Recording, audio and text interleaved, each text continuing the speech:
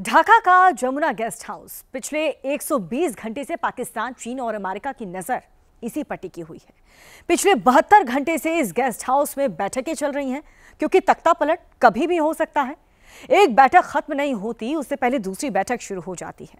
बांग्लादेश के chief adviser Muhammad Yunus meetings पर meetings कर रहे हैं, लेकिन कोई भी सोल्यूशन नहीं निकल पा रहा। ठीक ऐसा ही कुछ बैठकें बांग्लादेश के आर्मी हेडक्वार्टर में भी चल रही है, जिस पर आसिम मुनीर नजरें लगाकर बैठे हैं, क्योंकि इस हेडक्वार्टर से कभी भी ऑर्डर निकल सकता है। आर्मी की छावनी से कभी भी ट्रक रवाना हो सकते हैं, जो सीधे उस गेस्ट हाउस में पहुंचेगा जहां यूनुस बैठकें ले रहा है और यूनुस का पैकअप कर देगा। ढाका के पावर गेम में अगला मूव क्या होगा? यूनुस ने चुनाव के लिए 30 जून तक की डेट दी है, लेकिन आर्मी ने उसके पैकअप की क्या डेट डिसाइड की? मुनीर का प्लान बी कैसे फेल हो गया, इस रिपोर्ट में देखिए। আমরা বড় যুদ্ধাবস্থার ভিতরে আছি। আওয়ামী লীগের কার্যক্রম নিষিদ্ধ হওয়ার পরে ডিস্টাবিলাইজ করার জন্য যত রকম ভাবে পারে চেষ্টা করছে।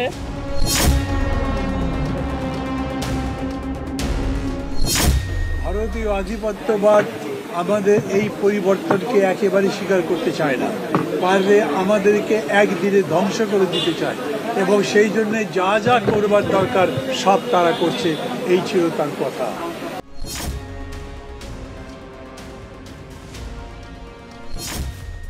यूनुस की कुर्सी जाने वाली है, क्या ढाका में इमरजेंसी लगने वाली है? यूनुस के बाद बांग्लादेश का अगला चीफ कौन होगा? क्या ढाका में वकारुज्जमा का राज शुरू होने वाला है?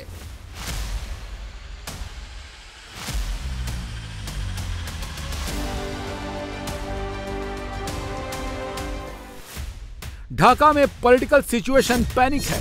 सरकारी गेस्ट हाउस में मीटिंग चल रही है। यूनुस एंड कंपनी बुरी तरह घबराई हुई है। ढाका में सेना का एक्शन किसी भी मिनट शुरू हो सकता है। गद्दी छीनते देख खुद यूनुस ने 30 जून को अपना लास्ट वर्किंग डे डिक्लेयर कर दिया। इससे पहले इलेक्शन प्रोसेस कंप्लीट करने का ऐलान किया है, लेकिन यूनुस के लास्ट वर्किंग डे की दूसरी डेट सेना ने डिक्लेयर कर दी है। आर्मी चीफ वकारुज्जमा ने 31 दिसंबर की टाइमलाइन सेट की है।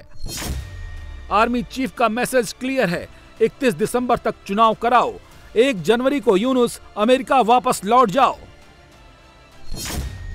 लेकिन यूनुस सिंहासन इतनी आसानी से छोड़ना नहीं चाहते, इसीलिए सबसे पहले उन्होंने धमकी वाला दांव खेला।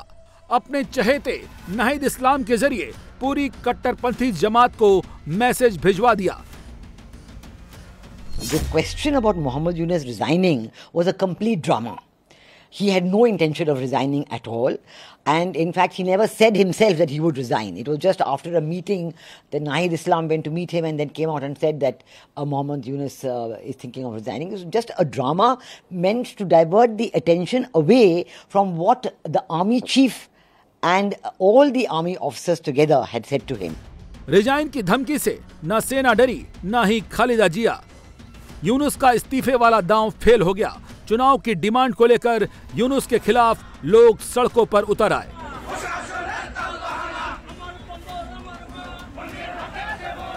लेकिन यूनुस न कुर्सी छोड़ना चाहता है, न ही चुनाव कराना चाहता है। इसीलिए चुनाव टालने के लिए अपनी टोली मैदान में उतार दी। ढाका में जंग जैसी सिचुएशन क्रिएट की जाने लगी है। আমরা বড় যুদ্ধাবস্থার ভিতরে আছি। আওয়ামী লীগের কার্যক্রম নিষিদ্ধ হওয়ার পরে ডিস্টাবিলাইজ করার জন্য যত রকম ভাবে পারে চেষ্টা করছে। সুষ্ঠু নির্বাচন করতে না পারলে আমি অপরাধী অনুভব। আওয়ামী লীগকে নিষিদ্ধ করার সঙ্গে সঙ্গে আর একটা যুদ্ধ পরিস্থিতি তৈরি হয়েছে দেশের ভিতরে এবং বাইরে, যাতে আমরা এগোতে না পারি, যাতে সবকিছু কলাপস হয়ে যায়, আবার যাতে গোলামিতে ফেরত যায়। कुर्सी बचाने के लिए यूनुस की टोली हर पैतरा आजमा रही है। एंटी इंडिया माहौल बनाया जा रहा है, जिससे लोगों को भटकाया जा सके, चुनाव से ध्यान हटाया जा सके। ভারতীয় আধিপত্যবাদের পক্ষের যে সমস্ত শক্তি এবং আওয়ামী লীগ ব্যান্ড করার পরে ওনার দিক থেকে বলা হচ্ছে যে আওয়ামী লীগের ওই পতিত সরকারের যে সমস্ত মিত্র শক্তি এখানে রাষ্ট্রের বিভিন্ন পর্যায়ে আছে, তারা অসম্ভব মরিয়া হয়ে আসলে সরকারকে একভাবে ব্যর্থ করে দেওয়ার একটা প্রাণান্ত প্রয়াস নিয়েছে, এবং সেটা বহুমাত্রিক, সেটা আগে থেকে সবকিছু আসলে আন্দাজ করা যায় না।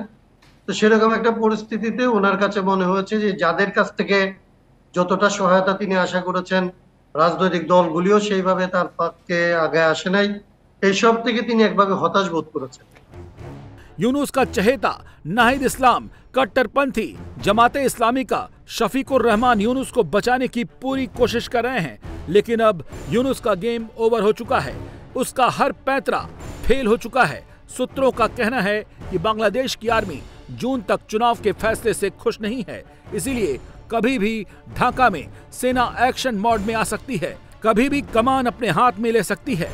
सच बात यह है कि पिछले 10 महीने से यूनुस अमेरिका और चीन के हाथों में खेल रहा है, अपने आकाओं का एजेंडा पूरा करने में लगा है। इसे लेकर फौज नाराज है, इसलिए यूनुस का पावर गेम ओवर करने की तैयारी चल रही है। This is only an interim government. It's not even a caretaker government. They have no authority to do reforms. They have no authority to change the constitution. They have no such authority. But yet, this regime, I will call it a regime because Muhammad Yunus is backed by the Islamists, by the Jamaat-e-Islami, by all the Islamist party. In fact, they are representatives of the Islamist party, which are in his government, which is against all the constitutional requirement of what they call as a caretaker government. So, rather than doing elections immediately, the interim regime led by Muhammad Yunus had been doing all kinds of reforms, making committees and, launching cases against Prime Minister Sheikh Hasina, and then even banning her party, which he doesn't have the authority to do. Yunus कुर्सी पर जमे रहने के लिए हर पैंतरा आजमा रहा है। चीन और अमेरिका को खुश करने के लिए उसने बांग्लादेश की सुरक्षा तक दांव पर लगा दी थी। यूनुस ने रोहिंग्या के नाम पर रखाइन कॉरिडोर की मंजूरी दे दी थी।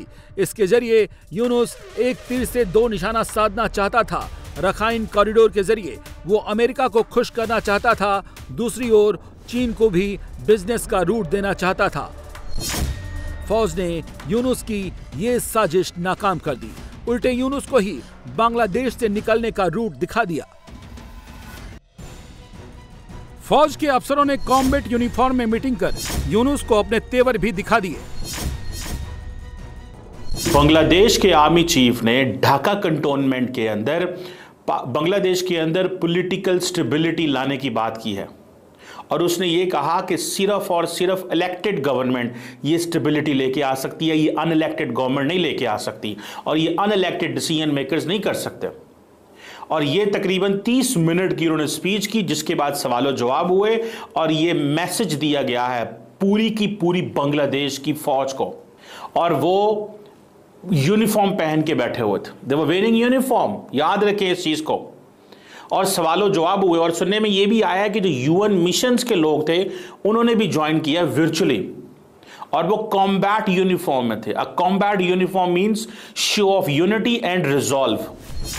नियमों के मुताबिक यूनुस को 90 दिन में चुनाव कराने थे। नई सरकार का गठन कर कुर्सी छोड़ देनी थी। चीफ एडवाइजर बनते ही यूनुस कुर्सी से चिपक गए। यूनुस को पता था कि उसके पास कोई वोट बैंक नहीं है, इसलिए चुनाव कराने की जगह वो सीधे चीन और अमेरिका की गोद में जा बैठे। चीन के लिए बिजनेस का रूट यूनुस खोलने लगा, एंटी इंडिया एजेंडा को फुलफिल करने लगा। कट्टरपंथियों का चहेता यूनुस चीन को खुश करने के लिए भारत के खिलाफ खूब जहर उगल रहा था। उसे लग रहा था कि चीन उसकी कुर्सी बचा लेगा। यूनुस बांग्लादेश में बिजनेस का हर दरवाजा चीन के लिए खोलने को तैयार हो गया था। खुद को समुद्र का गार्डियन बताने लगा था। Eastern part of India, called Seven Sisters, they are landlocked country, landlocked region of India. They have no way to reach out to the ocean. We are the only guardian of the ocean for all this region. चीन को खुश करने के चक्कर में यूनुस भूल गया कि चिकन नेक का दांव उस पर बहुत भारी पड़ने वाला है। जैसे ही यूनुस चिकन नेक नेक चिल्लाने लगा तो इंडिया ने उसे उसकी असली हैसियत दिखा दी। बांग्लादेश की सबसे कमजोर नस उसे दिखा दी गई। यूनुस की इंडिया की किस चिकन नेक पर नजर है, वो क्या चाहता था, ये समझ लीजिए, फिर आपको बांग्लादेश की चिकन नेक बताएंगे। इंडिया की चिकन नेक 22 किलोमीटर चौड़ी है, जिसे सिलीगुड़ी कॉरिडोर कहा जाता है। ये भारत के बड़े हिस्से को नॉर्थ ईस्ट के राज्यों से जोड़ता है। ठीक इसके पास बांग्लादेश का लाल मोनिरहाट एयरबेस है, जिसकी इंडियन बॉर्डर से दूरी 15 किलोमीटर है। यूनुस चीन के साथ मिलकर इस एयरबेस को डेवलप करने की योजना बना रहा था। यूनुस को लग रहा था कि चीन को एंट्री देकर वो इंडिया को कमजोर कर देगा, लेकिन इंडिया ने बांग्लादेश को बता दिया कि उसकी एक नहीं 2-2 चिकन नेक फंसी हुई है। बांग्लादेश की पहली चिकन नेक सिलीगुड़ी कॉरिडोर के बिल्कुल नजदीक है। साउथ दिनाजपुर से साउथ वेस्ट गारो हिल्स तक इस चिकन नेक की चौड़ाई 80 किलोमीटर है। बांग्लादेश की दूसरी चिकन नेक ठीक उस इलाके में है जहां यूनुस खुद को समुद्र का असली गार्डियन बताता है। 28 किलोमीटर लंबी ये चिकन नेक भारत के साउथ त्रिपुरा से बंगाल की खाड़ी तक जाती है। ये हिस्सा कटते ही बांग्लादेश का चटगांव अलग हो जाएगा। इंडिया ने क्लियर मैसेज दे दिया है कि अगर ये चिकन नेक बंद कर दी तो बांग्लादेश का भूगोल बदल जाएगा। साफ साफ बता दिया कि जो इंडिया न्यूक्लियर ब्लैकमेलिंग से नहीं डरता, वो चिकन नेक की धमकी से डरने वाला नहीं है।